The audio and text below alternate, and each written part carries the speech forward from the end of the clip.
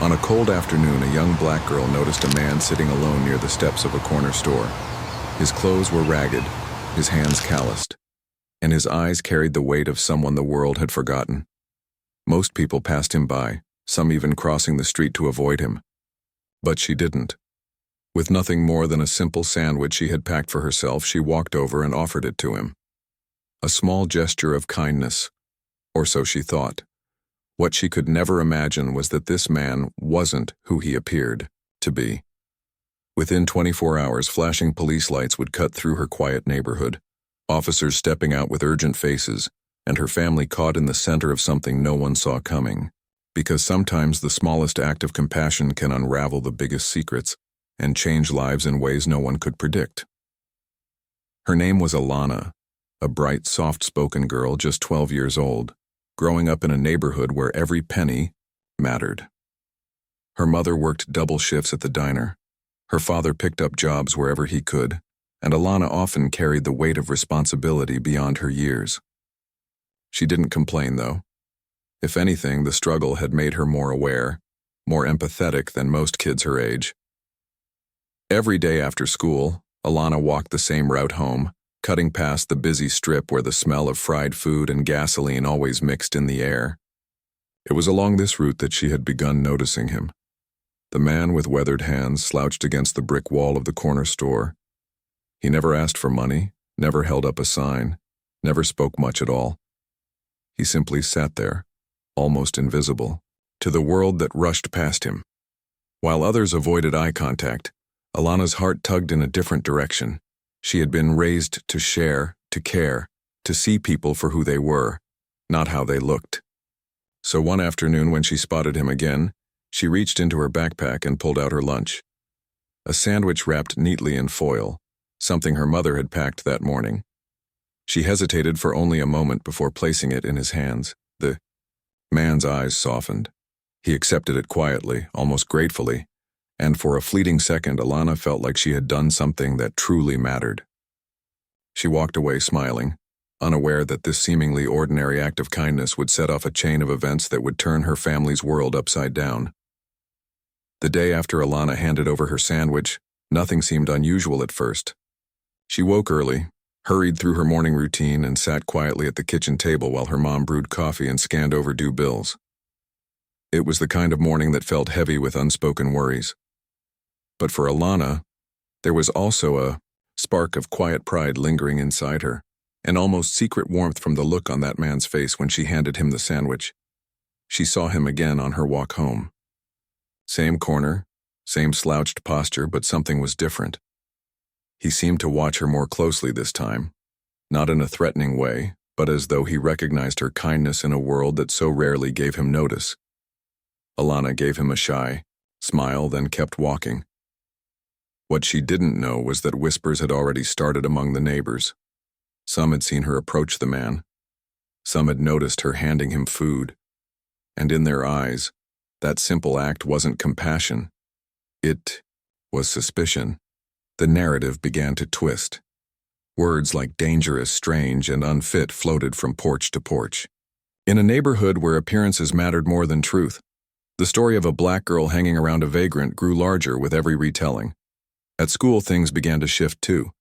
Alana overheard two classmates whispering, their eyes darting toward her as they muttered about crazy people and why she would even go near him. It stung, though she tried to brush it off. To her, the man wasn't dangerous, he was human. But kids repeated what their parents said, and soon the weight of those words began to close in. Her mother noticed the changes first. The way neighbors stared a little longer. The way conversations fell silent when they walked by.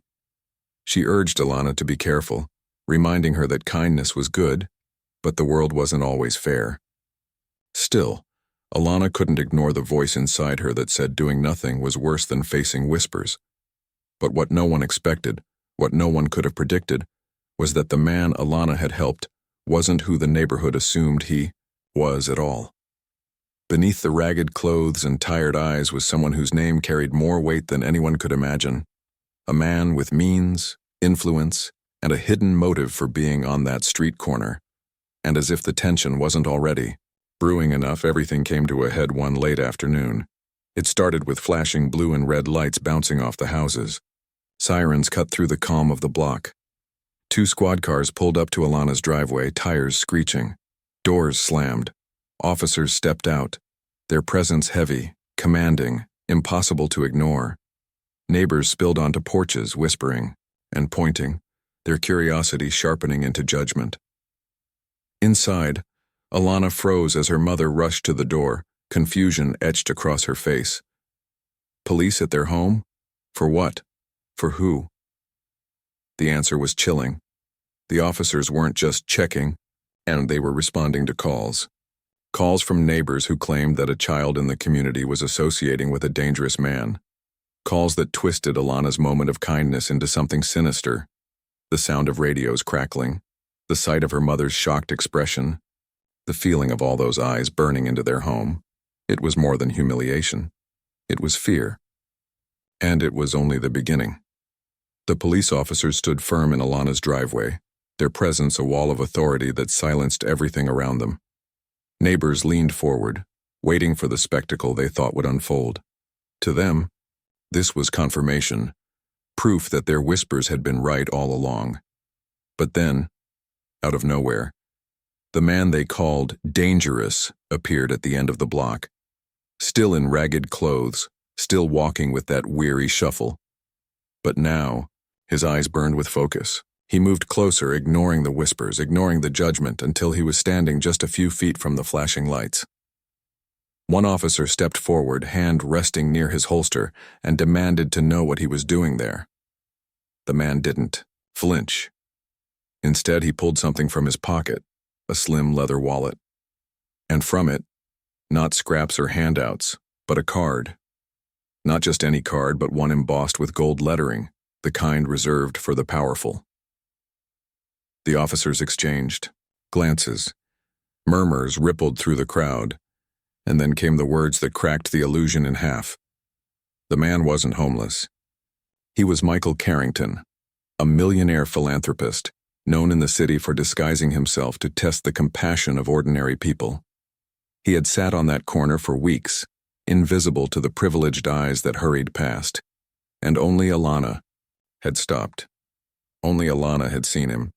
The police officer's posture shifted instantly. The tension drained into unease, then into shame. Neighbors who had been ready to see a spectacle now felt the weight of their own silence, their own prejudice. But Michael didn't scold them. He turned to Alana instead. In front of everyone, he thanked her, not for the sandwich, but for her humanity. He spoke of kindness as something rare, something more valuable than money, and made it clear that what had happened here tonight revealed more about the neighborhood than about him. And as his words echoed into the silence, the balance of power flipped. Those who had pointed fingers now lowered their eyes. Those who had whispered now struggled to breathe under the weight of their own shame. For the first time, the story wasn't about suspicion. It was about truth.